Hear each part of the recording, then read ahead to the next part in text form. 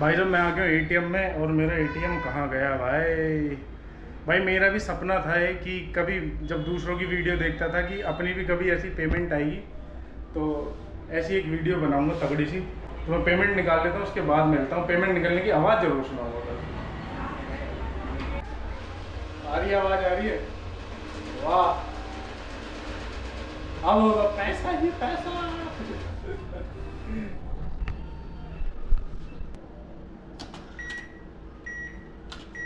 तो दोस्तों ये रहे पैसे, देखो इसमें तो पता नहीं चलेगा।